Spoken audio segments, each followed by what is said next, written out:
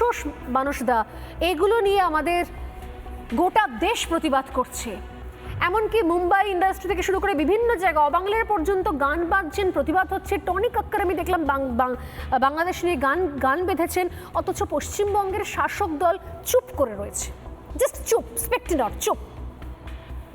বাংলাদেশের এই আজকের যে ঘটনাটা ঘটেছে সেটা হচ্ছে তার কাছে 5 লক্ষ টাকা জিজিয়া কর চাওয়া হয়েছিল। যে বাংলাদেশ হচ্ছে এখন ইসলামিক রাষ্ট্র, সেখানে থাকতে গেলে তাকে 5 লক্ষ টাকা দিতে হবে, সে দিতে অস্বীকার করে, তারপরই তাকে কোপ শুরু হয়। কারণ বাংলাদেশের এখন ঘোষিত অবস্থান হচ্ছে যে হিন্দুদেরকে সেখানে থাকতে গেলে তাদেরকে, মুসলমানদেরকে জিজিয়া কর দিয়েই থাকতে হবে।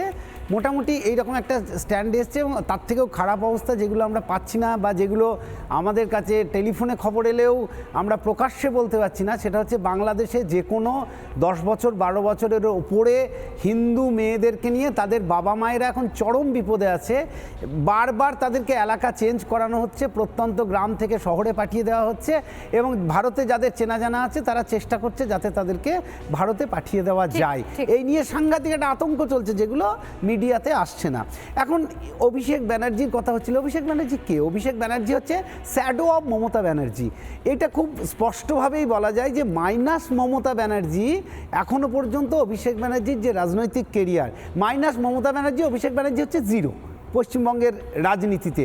মমতা ব্যানার্জি না থাকলে অভিষেক ব্যানার্জির অস্তিত্বহীন। কিন্তু যে কথাটা আমরা সাধারণ মানুষ হিসাবে অভিষেক ব্যানার্জির কাছে শুনতে চাই, উনি যেভাবে দাপটের সঙ্গে বললেন কে কি খাবে সে ঠিক করবে, কে কি পড়বে সে ঠিক করবে, আমরা তার মুখ থেকে শুনতে চাই কে কাকে ভোট দেবে সেটাও মানুষ ঠিক করবে। এইটা আমরা অভিষেক ব্যানার্জির মুখে কবে শুনতে পাবো? যে উনি মঞ্চে দাঁড়িয়ে যেভাবে বলছেন যে এই 31টা বুথ আমরা ঠিক করে দেবো, তৃণমূলকে ভোট দেবেন। একদিন উনি অন্তত দাঁড়িয়ে বলুন যে পশ্চিমবঙ্গের মানুষ কাকে ভোট দেবে সেটা মানুষ ঠিক করবে। মানুষ যদি তার খাওয়ার অধিকার ঠিক করতে পারে, মানুষ যদি তার পোশাকের অধিকার ঠিক করতে পারে, মানুষ যদি তার চলাফেরার অধিকার ঠিক করতে পারে, তাহলে মানুষকে তার ভোটের অধিকার দিচ্ছেন না কেন? কেন পশ্চিমবঙ্গের রাজনৈতিক নেতারা সভা মঞ্চে বলছেন না যে যেরকম সে তার নিজের রুচিমতো খাবার ঠিক করতে পারে, সে তার নিজের পছন্দ মতো প্রার্থীকে ভোট দিতে পারে, এটাও তার অধিকার।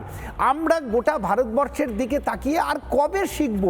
গোটা ভারতবর্ষে আজকে পশ্চিমবঙ্গে ভোট নিয়ে যে উত্তেজনা, ভোটের এখনো ঘোষণা হয়নি, তার পরিপ্রেক্ষিতে যে উত্তেজনা শুরু হয়েছে গোটা ভারতবর্ষের কোনো রাজ্যে এটা হয় না।